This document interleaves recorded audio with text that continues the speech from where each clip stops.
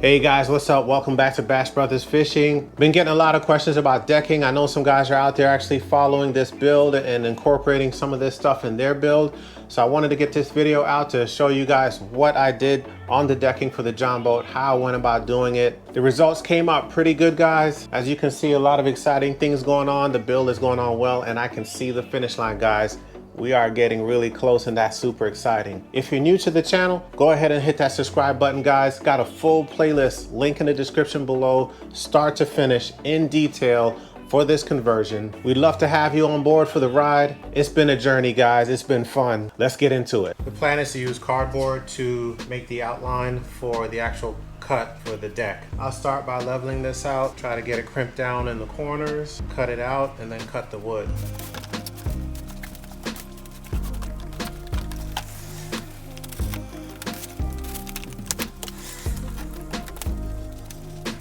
All right, guys, so the goal right now is to make sure that I got straight angles. So I want to make sure that my cuts are straight. When you trace out cardboard and cut it, it doesn't come out to be a perfect straight line, but I want to make sure that I don't undercut, and I want to make sure that my lines are straight cut. So I use some blue painter's tape just to hold the template in place on top of the wood. And I want to make sure that when I cut at least the bottom part of the template, it's a straight line as much as possible. I do plan to use as much of this wood as possible, so I may need this straight line later. And of course, I'm gonna overcut versus undercut, and then shape up the pieces, shave off some, just clean it up, make it so that it's as perfect of a fit as possible.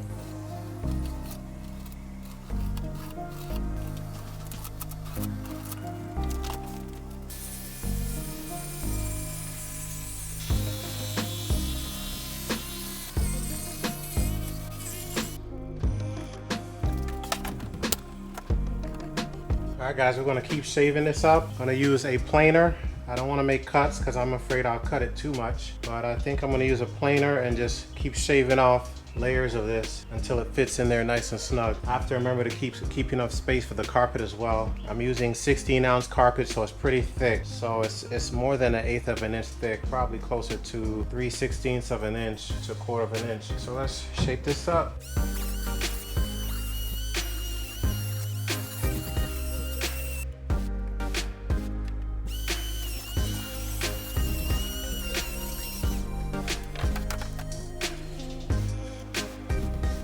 All right, guys, this looks pretty good. I was able to use the planer and shape up the edges, get it fit pretty snug. Pretty confident with the little gaps that I have on the sides. The carpet will fill it completely. If anything, the carpet might fill it too much. Feeling pretty good, guys. All right, guys, we got the first piece cut. Let's take care of the main hatch area, which will stop about right here. So the entire front deck will be comprised of 3 pieces. I'm kind of in favor of keeping it as 3 separate pieces, because if I need to get into the underneath and lift up the deck, I don't want to have to lift up more than I need to. So I'm thinking to keep this as an isolated piece, separate from this piece right here.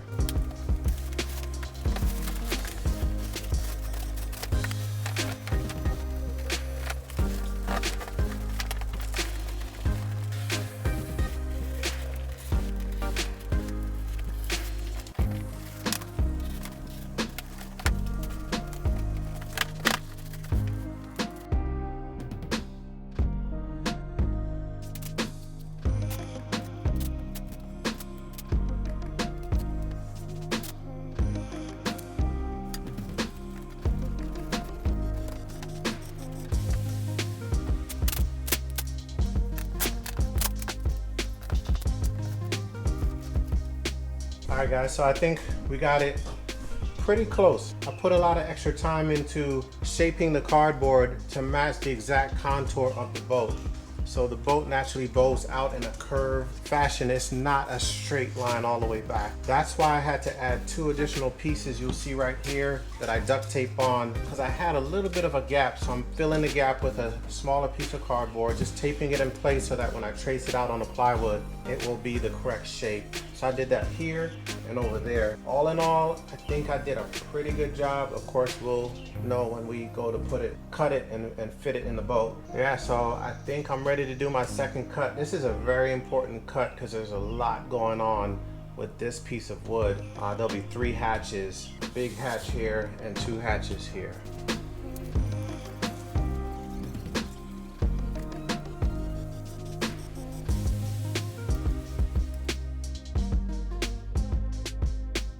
Oh, I have to say guys, that was not easy. Of course, I'm a little bit of a perfectionist, so I want the cuts to be as close and as accurate as possible. So there's no space between the edges and the decking. Again, the carpet is 16 ounces, so it should fill any gaps between the decking and the side of the boat.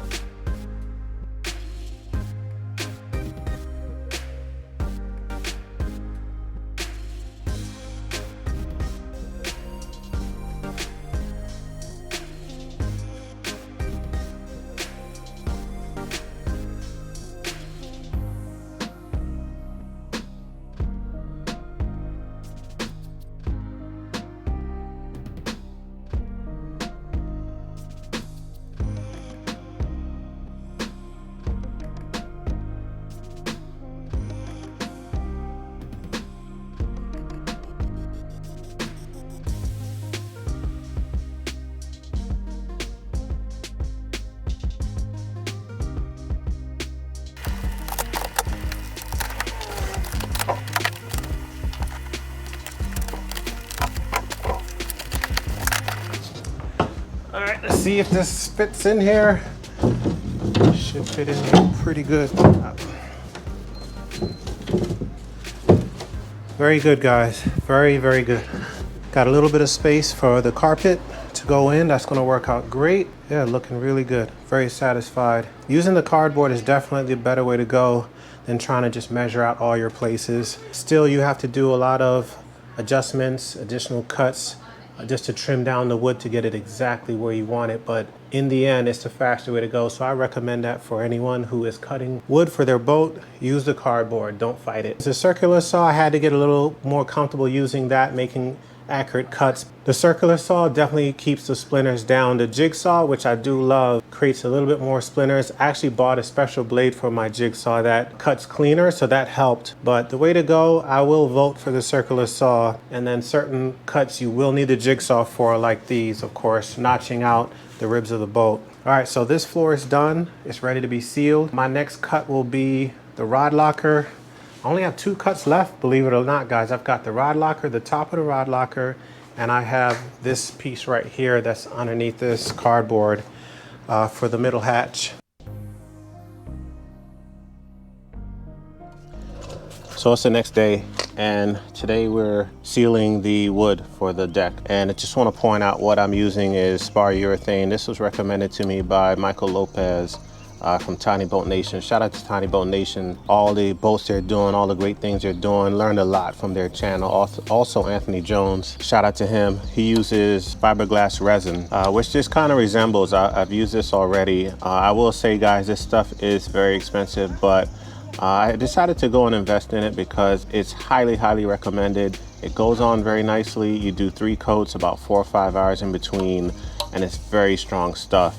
You can see the coating on it is solid. I figured I'd invest in the sealant because I really want that part to last a long time. If I could get 5-6 years plus out of it, I'd be a pretty happy guy. I don't want to have to dig back in and redo my decks in a year or 2 because I chose bad sealant. So this is what I went with right here. Got it from Home Depot, and it is expensive, guys, but I went in anyway. It's about $50 a gallon for this stuff. And of course you could buy other sealant, Bear and other brands, for a lot cheaper. But I went in, guys, so hopefully it pays off. We want to go ahead and get this thing sealed up.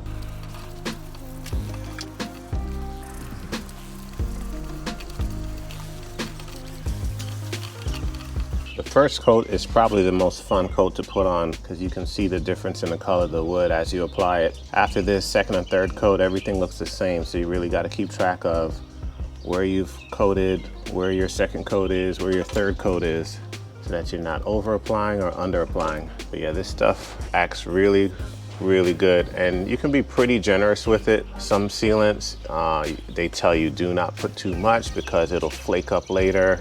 And when you're using this spar urethane, because it requires 3 coats and about 4+ hours in between, you really want to start early in the morning and get it all done in one day. They say if you leave this on more than 12 hours, then you, in between coats, then you have to come out here and sand it, do a light sanding before you apply your next coat. I got out here about 7 a.m. and you know, you guys do the math. By the time you do 4 or 5 hours, depending on humidity and heat in between coats, pretty much an all-day thing.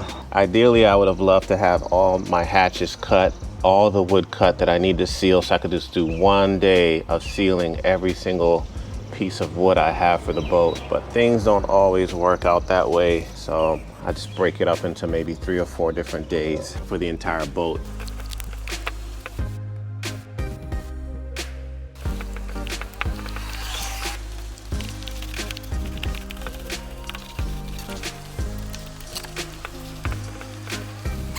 I'm gonna try to preserve this brush at least for this round, for this entire day. When I say preserve, I mean I don't want it to get hard and I can't use the brush later today. And I don't think paint thinner works on stain to be able to wash the brush out. So I'm just gonna go the route of keeping it saturated.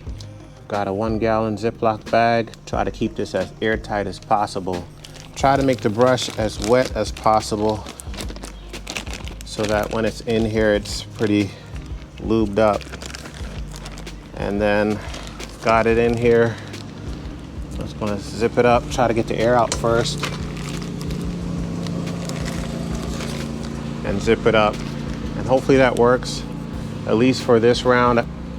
And keep it moving, guys. All right, so we just finished round 1 of the staining. Be back out here, and I'm not going to show you guys the rest of the staining. You guys get the idea. Just get a good coat on there, let it dry fully. And with this stuff, you should let it dry to where it's solid and smooth, not tacky and wet. All right, once you feel it and your fingers can run on it and it's smooth and hard, that's when you know you can do your next coat. There you have it, guys. Decking is all done. As some of you may know, I had a big debacle, made a huge mistake when trying to install the recessed tray for the foot control for the trolling motor. I got it all fixed up. That'll be in the next video, guys. Excited about that. It looks sweet. Can't wait to share that with you guys. Don't forget, hit that subscribe button, leave us a comment, give us that thumbs up if you enjoyed this video. We'll catch you on the next one.